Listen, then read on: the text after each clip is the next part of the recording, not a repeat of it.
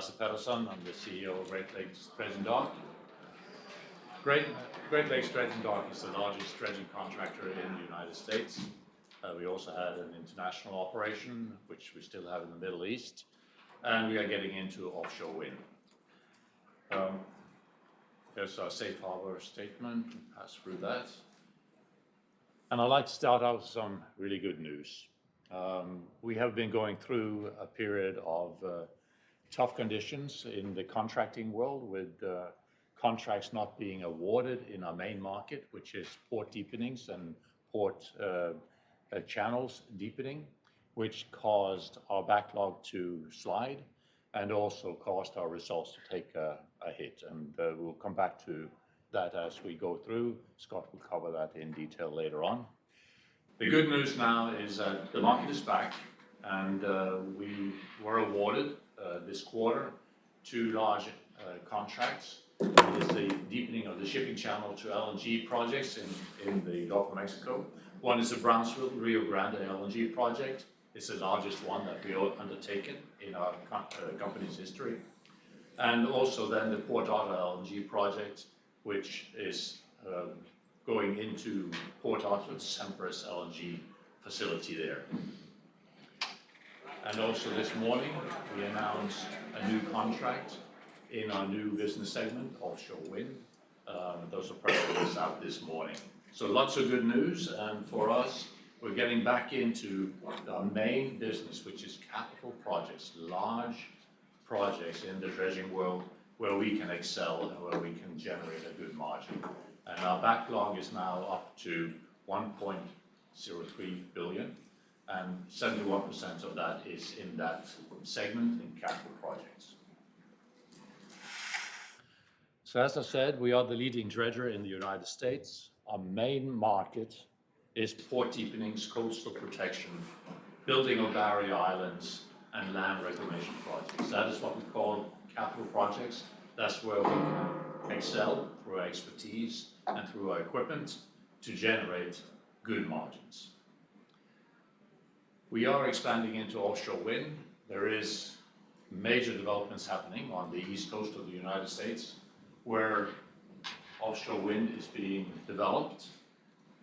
And it's really, for us, we have decided to go into rock installation that is supporting the foundations for these windmills. And it's really the reverse process of what we do in dredging. In dredging, we take material from the sea bottom, put it on the shore, or deposit it offshore. And in rock placements, we are taking rock from shore and put it out into the ocean, operating large machineries as we do. We have a strong safety culture in the company, and we are a leader in this field in our segment of the business. We've been in business for 133 years, and we are now located in Houston, where we've been for the last 2 years after 131 years in Chicago. And our clients is federal government, U.S. Army Corps of Engineers is roughly 75% of our market, and then 25 is private or state or ports or other authorities.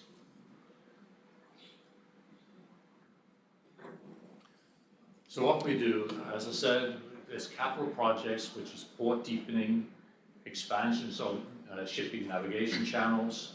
It's building of beaches after winter storms and hurricanes, and also then land reclamation.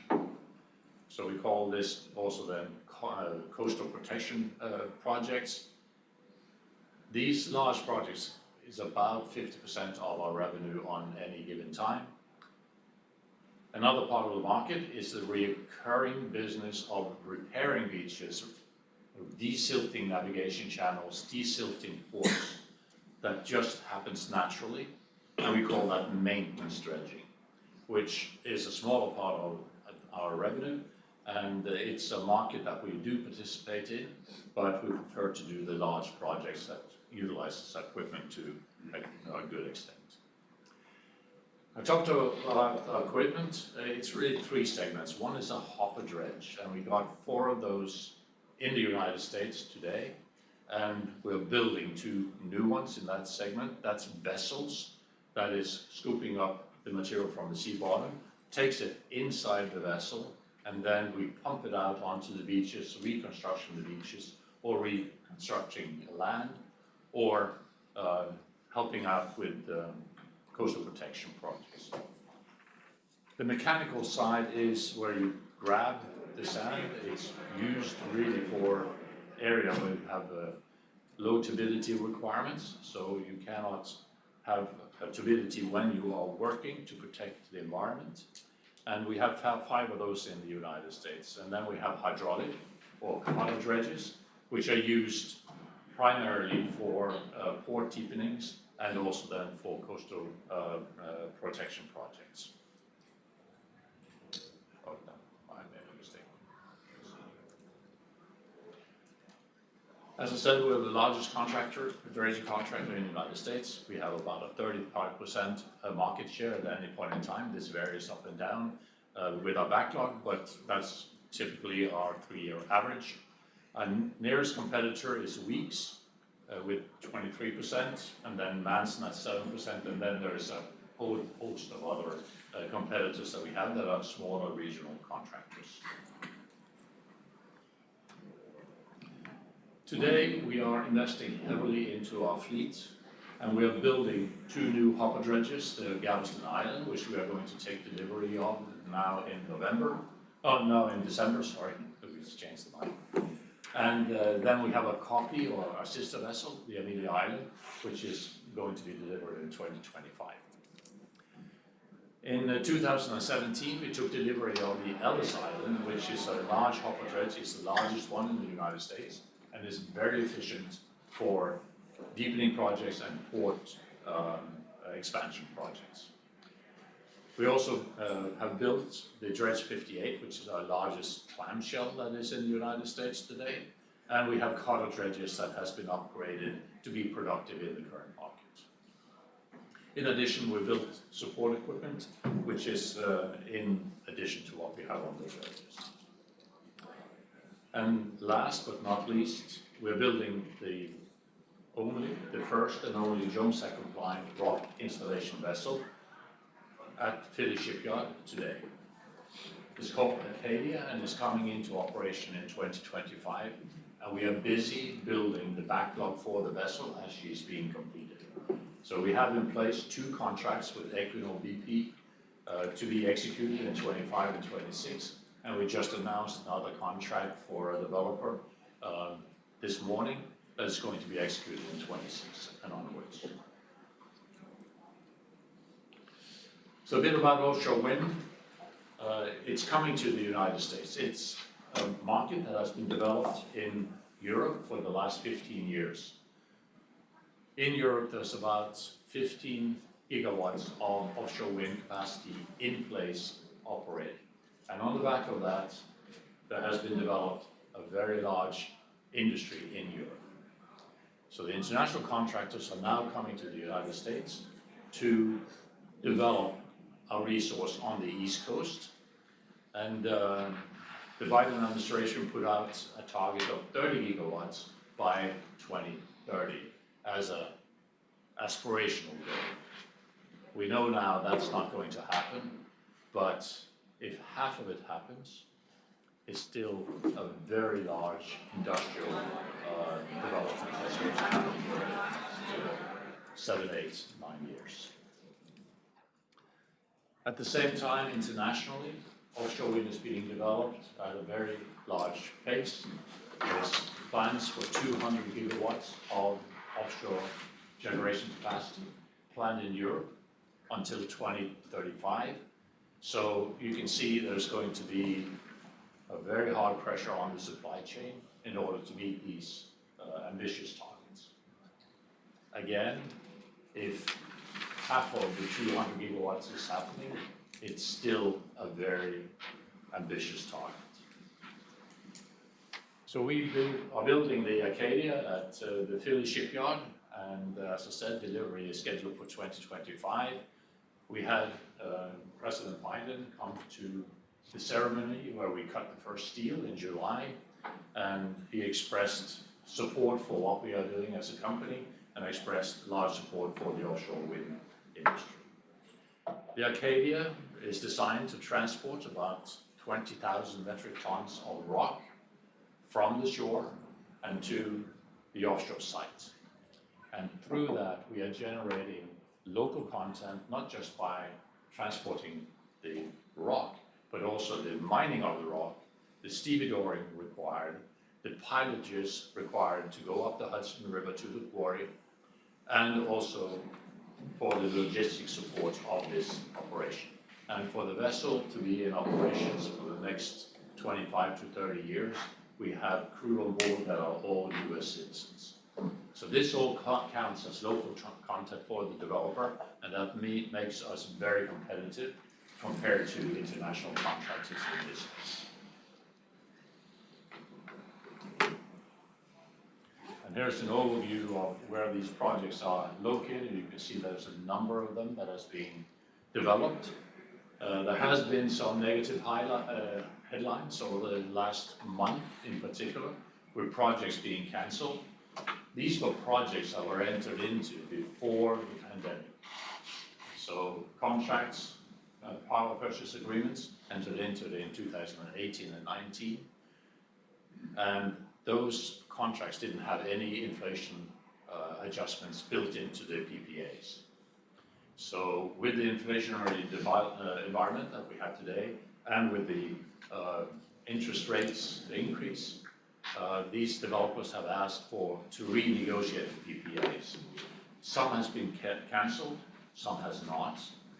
And the New York State, in particular, where these contracts were cancelled, have come out with new purchase agreements, which were entered into or were awarded in November.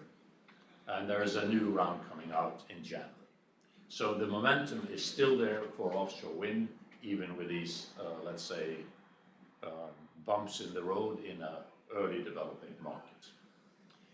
The market for 2028 and onwards looks very strong, and there will be a need for both Jones Act compliant vessels and international vessels in order to meet the demand that these developments are requiring. And with that, I will hand it over to Scott. Thank you, Lasse, and good morning, everyone. So I do want to spend a few minutes talking about results, and I do want to do a look back, and in particular want to kind of dissect 2022, which as Lasse said was a very subpar year, but also show that we believe we are back to the path to normalcy. So you can see historically, until we got to 2022, revenues were just north of $700 million, and EBITDA was well north of $100 million. Going into 2022, we were very optimistic. We had solid backlog, and our largest customer, the Army Corps of Engineers, had a new record budget, and we thought that 2022 would look a lot like the prior 3 years. There were a number of reasons that negatively impacted 2022. We got hit hard by inflation. We had a number of weather delays. There was severe weather along the East Coast, which didn't allow our vessels to work. We also had a number of vessels, 6 of our vessels in regulatory dry dock. So that's kind of a double whammy. We have no revenue and we have the cost. And because we were in the middle of COVID, we had a number of supply chain issues that also negatively impacted those dry docks. The biggest factor, though, for 2022 was, despite this record budget, it was a very unusual bid market. To give some perspective, the first half of the year, the first half of the fiscal year for the government, we saw less than 50% of what we typically see come out in the bidding market. And then in the second half of the year, when bids did start coming out, it was much more focused on the maintenance market, as Lasse talked about. It's a market we do participate in, but not really typically a focus of ours. It's highly competitive and lower margin. So you can see how drastically that all of those factors, in particular the bid market, impacted results. But we are on the path to normalcy, and I'll talk a little bit about that. To give some perspective on this unusual bid market from last year, if you look at that chart on the right, that is the percentage of projects that we won that were maintenance. So again, it's something we typically use as kind of filler work in between big jobs. Typically 20 to 25% of our business is that. Last year, we had to pivot our philosophy because these big jobs did not come out. There was 2 big capital projects that came out last year, Norm is 7+. When the maintenance jobs coming out, that's what we had to focus on. You can see we won 60% of those jobs, which again is going to be lower margin. All of that being said, as we were entering 2023, we truly felt that this bid market was an anomaly. The United States is in the middle of a deepening and widening of ports program that was happening in the prior years. We're in the middle of it. We just felt this truly was just a footfall and would continue. So we were very optimistic coming in to this year. Why were we optimistic? Despite the unusual bid market last year, there was a new record budget this year. There were $2.3 billion available for the Corps to get these projects out. They had also listed 7 large capital projects that were to come out in 2023. So far this year, 4 of those have been awarded. The other 3 are on the street right now, and all 3 of them are expected to bid in December. So what they said would happen this year has happened. In addition to the record budget, because of the storms last year, particularly on the East Coast, had a negative impact on our business, but long-term can be favorable to it. There's an additional $1.5 billion that were approved for storm appropriation. We're starting to see that work come out now, and we think for 24 and 25, we're going to see a large number of these projects come out. So what has happened so far this year? Through October, the Corps has put out $1.8 billion of bids. We're already $400 million ahead of the 5-year average. And as I said, November was okay, December is going to be strong. We expect to be well in excess of $2 billion Corps bid market for this year, which would be extremely long. Just as important, if not more important, is the type of work that's coming out. As I said, last year was very high on the maintenance and on what we call rental work, low margin work. This year it's been the exact opposite. We're seeing these large capital projects and these beach projects. That is in our wheelhouse. They're complex projects, and they typically come with higher margins.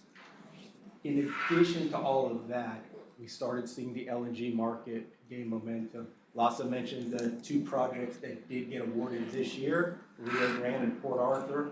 We did win both of those. So went from a very subpar bid market last year to everything that we really thought was going to happen this year did. And again, what a difference a year makes. You can see the historical backlog, typically around the $550 million. Because of last year, we went into this year with an extremely low 377 is the lowest backlog we've had going into a year in a very long time. But also focus on that maroon bar. That's the percent of backlog that is the capital projects, the high margin project. So again, we typically, in order to get what we call normal results, we need to have about a 50-50 mix, and that's what we historically had. And from going from $377 million of backlog at the end of the year to 9 months later, a record backlog of well over $1 billion, of which $700 million of that is made up of the capital project. We think we're on that path to normalcy. So we've had an improved first 9 months of the year compared to last year. We're going to start executing these projects now in the 4th quarter. Utilization is strong for the 4th quarter, and we've got the backlog now to support the next few years. So we do think we are on that path to normalcy, which I call the 3 years prior to 2022. And then we have a couple of things. This is I won't go through them. We did post this out on our website and go through it. But Joe, I think we can open it up for questions. So let's open it up to questions for the audience first. Anything? If not, I got a couple of questions I can lead off with. So let's start off with this one. You talk about the offshore wind opportunity. Looks great, but there also has been some negative press here recently. Worst case scenario, U.S. market just falls apart for whatever reason. What would be the plans for the Acadia vessel at that point in time? Yeah, first of all, I think that's not going to happen. We have 2 contracts in place with Equinor. their plans is that these projects are going forward. And as you heard this morning, we're increasing the backlog with other types of projects. But let's say there is a disaster scenario that it all stops. There's an international market with, as I said, more than 200 gigawatts of power capacity being installed in Europe and in the rest of the world. That is a market that we can address. The Acadia is a top-of-the-line vessel. It is competitive with any other vessel out there. So we can go to Europe. We can go also to Southeast Asia, where there are projects that are going ahead and be competitive in that market. So I don't think that will happen, that the market that will collapse. You may see some delays on projects. So what we do see is a 26, 27 to be okay. And then 28 and onwards is a very, very strong market based upon the contracts and power purchase agreements that are in place already. Thank you for that. Lasse, I think in the beginning of your comments, you indicated you announced a wind award this morning. Can you elaborate on that? So are we saying that?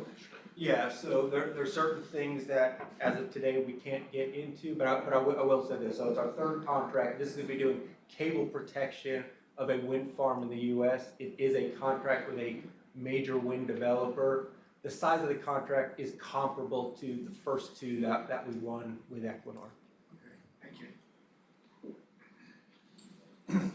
Are you typically competing with the same competitors if they have the same type of vessels that you have? Yeah, in the dredging world, to have a fleet like we have is unique. So we have hopper dredges, cutter dredges, mechanical dredges, backhoes. We have a lot of support equipment, which makes us very competitive on all the projects that are ongoing out there, but particularly the ones that are port deepenings, projects where the soil conditions are varying, so you need different type of equipment to execute the project. There's one other competitor, which is Weeks, that have a similar fleet available to them, whilst the other competitors are more one type of equipment type of contractors. So they would have cutter dredges, or they would have maybe one hopper dredge and one cutter dredge and these more. So that's why we are so focused on making sure that we are winning and have a backlog of these capital projects, because we are very strong in that market segment.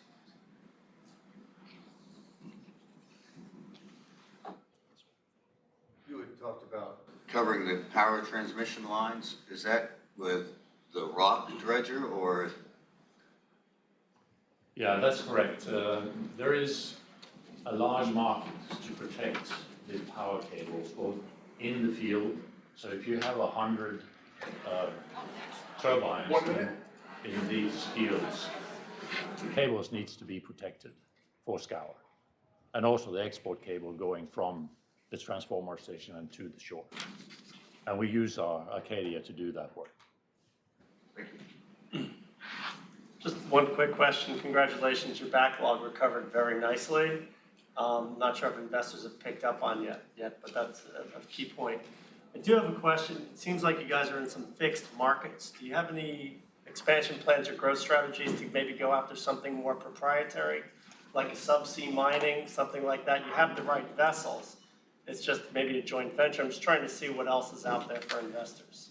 Well, that is exactly why we've gone into offshore wind.